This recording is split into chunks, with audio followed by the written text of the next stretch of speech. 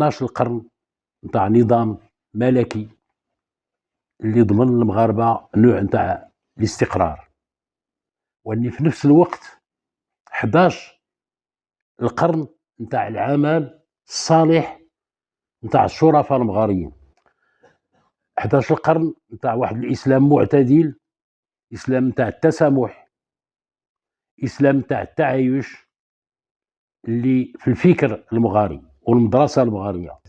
11 القرن وجدودنا تناضلوا، وما يمكن هذه الزاويه اللي عندها 11 القرن نتاع النضال و11 القرن نتاع التاريخ، وتيتوارثوا الاسرار، تيتوارثوا الصلاح، كيف تيتوارثوا الناس المال. هكا قالوا المؤرخين على المغاريين. وراه 11 القرن وحنا مساهمين في الاستقرار نتاع هذه البلاد.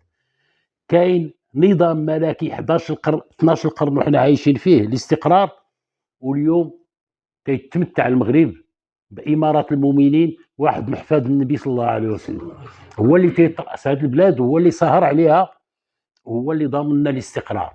وني تنساهموا فيه حنا المغاريين، خصنا نعرفوها ونكونوا متقنين بها ونكونوا واثقين بداك الشيء اللي تنديروا. عرفوا بلي الزاويه المغاريه هي الوحيده في الزوايا وفي الطرق الصوفيه اللي كاينه في المغرب اللي جاوبت فرنسا وجاوبت الرئيس فرنسا اللي تيتوجه لينا حنا بخطاب بحال هو حاكمنا. الزاويه المغاريه بوحدها اللي توجهت ليه، وتوجهت ليه باللغه ديالو.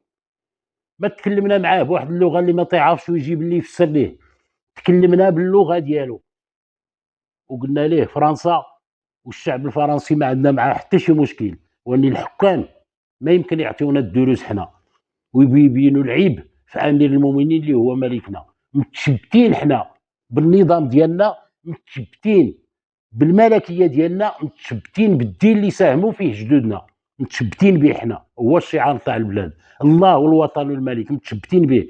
ما عندك ما تقول لنا. الزاويه المغريه هي الوحيده اللي كانت عندها الجرأه، وانا الا تكلمت باسمكم كاملين، لقاش عارفطاش اللي في قلوبكم وما ترضاوش. لقاش الاولين قالوا واحد المساله، المغاربه قال لك جزء من العنايه تيعيش، غير شويه من العنايه، ماشي العنايه كامله، غير شويه من العنايه تيعيش.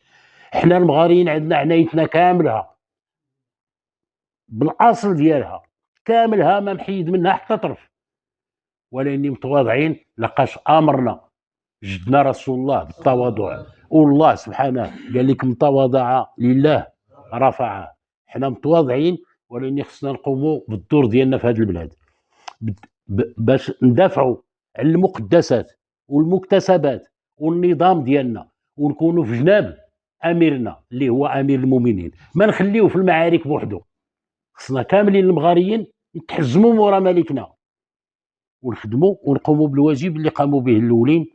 هذا باختصار، وغادي نتجمعوا ان شاء الله بحول الله على كلمه الله سبحانه والنصر لرسول الله والحفيدو سيدي محمد السادس نصره الله. والسلام عليكم ورحمه الله تعالى وبركاته.